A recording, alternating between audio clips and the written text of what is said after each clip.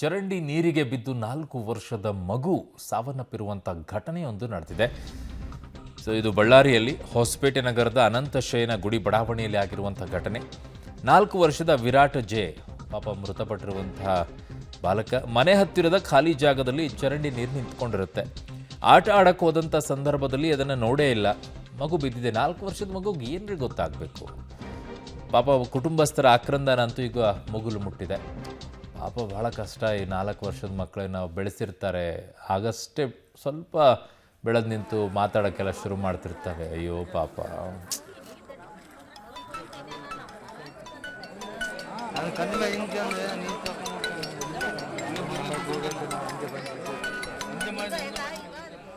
ಹೊಸಪೇಟೆ ನಗರದಲ್ಲಿ ಇದು ಮನೆ ಹತ್ತಿರದಲ್ಲೇ ಇರುವಂತಹ ಚರಂಡಿ ನೀರೇನೋ ನಿಂತಿತ್ತಂತೆ. ಆಟ ಆಡಕ್ಕೆ ಹೋಗ್ಬಿಟ್ಟು ಬಿದ್ದಿದೆ ಮಗು. ಬಿದ್ದುಬಿಟ್ಟು ಸಾವನ್ನೇ ಅಪ್ಪಿಬಿಟ್ಟಿದೆ. 4 ವರ್ಷದ ಮಗು ಅಂತೆ. ಭಾಳ ಕಷ್ಟ. ಈ ಕುಟುಂಬಸ್ಥರು ಅದನ್ನು ಅರಗಿಸ್ಕೊಳ್ಳೋದಿದೆಯಲ್ಲ, ಏಯಪ್ಪ. ಪುಟಾಣಿ ಮಗು ಈಗಷ್ಟೇ ಬೆಳೆದು ನಿಂತು ಓಡಾಡೋಕ್ಕೆ ಶುರು ಮಾಡಿರುತ್ತೆ, ಆಡೋಕ್ಕೆ ಶುರು.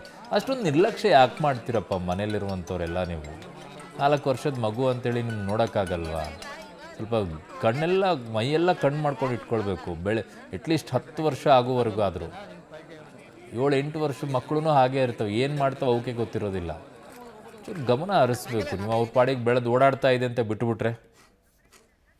ನನ್ನ ಸಹೋದ್ಯೋಗಿ ಈಗ ಅಂಬರೀಷ್ ನನ್ನ ಸಂಪರ್ಕದಲ್ಲಿದ್ದಾರೆ. ಅಂಬರೀಷ್, ಅಷ್ಟೊಂದು ನಿರ್ಲಕ್ಷ್ಯ ಯಾಕೆ ಅಂತ? ಏನಾಯ್ತು ಇಲ್ಲಿ ಅಷ್ಟೊಂದು ಮಗು ಹೋಗಿ ಬೀಳುವಂಥ ಪರಿಸ್ಥಿತಿಗೆ?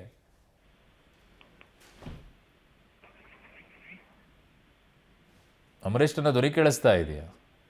ಅರುಣ, ನಿನ್ನೆ ಮಗು ಹೊರಗಡೆ ಆಟ ಆಡ್ಲಿಕ್ಕೆ ಹೋದಂತ ಸಂದರ್ಭದಲ್ಲಿ ಈ ಘಟನೆ ನಡೆದಿರುವಂತದ್ದು. ಯಾಕಂದ್ರೆ ಕಳೆದ 3-4 ದಿನಗಳಿಂದ ಸಹಿತ ಹೊಸಪೇಟೆಯಲ್ಲಿ ವಿಪರೀತವಾಗಿ ಮಳೆ ಸುರಿತಾ ಇದೆ. ಮಳೆ ಸುರಿತಾ ಇದ್ದಂತ ಸಂದರ್ಭದಲ್ಲಿನೇ ಅಲ್ಲಿ ಚರಂಡಿ ನೀರೆಲ್ಲವೂ ಕೂಡ ಶೇಖರಣೆ ಆಗಿ ಆ ಮಗುವಿನ ಮನೆಯ ಮುಂದ್ಗಡೆನೆ ಚರಂಡಿ ನೀರು ನಿಂತಿತ್ತು. ಅದರಿಂದ ಗಮನಿಸದೇ ಇರ್ತಕ್ಕಂಥ ಬಾಲಕ ಆಟ ಆಡ್ಲಿಕ್ಕೆ ಹೋಗಿದ್ದ. ಆ ಸಂದರ್ಭದಲ್ಲಿ ಚರಂಡಿಗೆ ಬಿದ್ದು ಈಗ ಏನು ಬಾಲಕ ಕೂಡ ಮೃತಪಟ್ಟಿರೋದು ಅಂತ ವಿರಾಟ್ ಜಿ ಅನ್ನುವಂತ ಬಾಲಕ. ಅಂದ್ರೆ ಅದು ಎಲ್ಲದಕ್ಕೂ ಕೂಡ ಅಲ್ಲಿರ್ತಕ್ಕಂಥ ನಗರಸಭೆ ಸಿಬ್ಬಂದಿಗಳು ಮತ್ತು ಅದ್ರ ಜೊತೆಗೆ ಅಧಿಕಾರಿಗಳ ನಿರ್ಲಕ್ಷ್ಯ ಕಾರಣ ಅನ್ನುವಂತ ಆರೋಪಗಳು ಕೂಡ ಕೇಳಿ ಬರ್ತಾ ಇದೆ.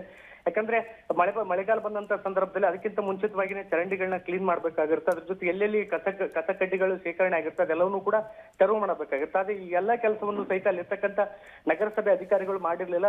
ಹೀಗಾಗಿನೇ ಈ ಒಂದು ದುರ್ಘಟನೆ ನಡೀತಾ ಅನ್ನುವಂತ ಆರೋಪಗಳು ಕೂಡ ಕೇಳಿ ಬರ್ತದೆ. ಹೀಗಾಗಿನೇ ಘಟನಾ ಸ್ಥಳಕ್ಕೆ ಅಲ್ಲಿ ಶಾಸಕ ಎಚ್ ಆರ್ ಗವಿಯಪ್ಪ ಅವರು ಕೂಡ ಭೇಟಿ ನೀಡಿದ್ರು. ಅದಾದ್ಮೇಲೆ ಏನೋ ಹೇಳ್ತಾರಲ್ಲ, ಎಲ್ಲ ಮುಗಿದ್ಮೇಲೆ ಬಂದ್ರು ಅನ್ನೋ ನಿಟ್ಟಿನಲ್ಲಿ ಅದಾದ್ಮೇಲೆ ಅಲ್ಲಿರ್ತಕ್ಕಂಥ ಅಧಿಕಾರಿಗಳಿಗೆ ತರಾಟೆಯನ್ನು ತೆಗೆದುಕೊಳ್ತಾರೆ.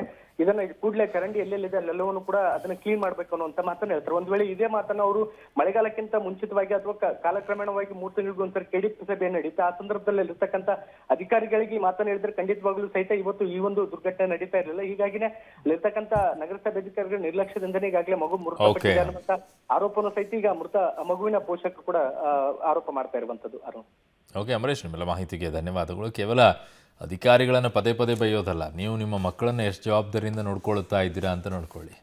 ಬಿಟ್ಟು ಕಳಿಸ್ಬಿಟ್ರೆ ಅವ್ರಿಗೇನು ಗೊತ್ತಾಗಬೇಕು? ಅವ್ರ ಪಾಡಿಗೆ ಹೋಗ್ತಾ ಇರ್ತವೆ. ನೀವು ಯಾಕೆ ಕಳಿಸಿದ್ರಿ ಆಚೆಗೆ?